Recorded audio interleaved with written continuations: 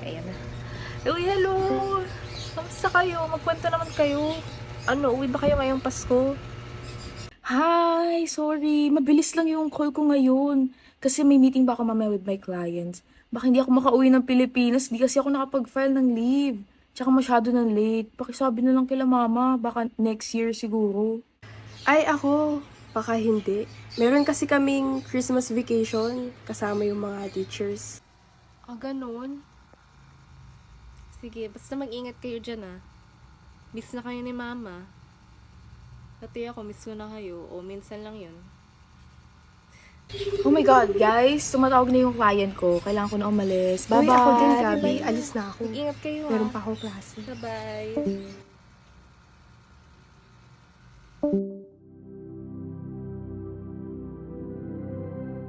Ako si Teddy, panganay sa 3 magkakapatid. 10 taon na ako naninirahan sa Spain. Tulad ng karamihan ng mga dumadayo sa ibang bansa, umalis ako para matulungan ng pamilya. Nagtrabaho ako bilang isang guro dito, kaso tinanggal ako.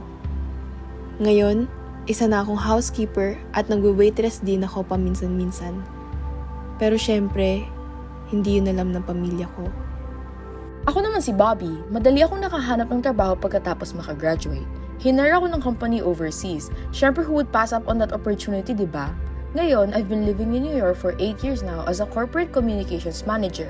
Sa walang taon ko dito, 2 beses pa lang ako nakakauwi ng Pilipinas. Ako si Gabi, bunso sa magkakapatid. Habang nasa ibang bansa ang mga kapatid ko, naiwan ako dito sa Pilipinas para alagaan ng mama namin. Hindi naman ako nagrereklamo.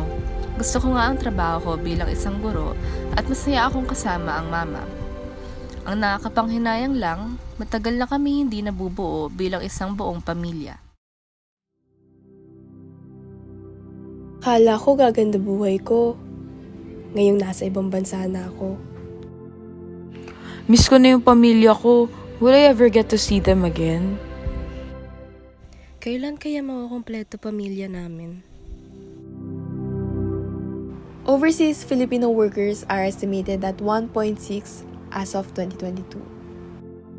Globalization has had a significant impact on the Filipino family and society, particularly the role of OFWs in supporting their families and the impact of their absence on family dynamics and community life. The rise of OFWs in the Philippines is a result of globalization, with the demand for cheap labor in other countries and the availability of new job opportunities driving this trend.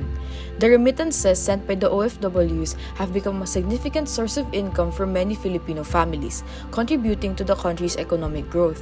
However, the absence of OFWs has also had a significant impact on family dynamics and community life, with the separation of families leading to emotional and psychological stress.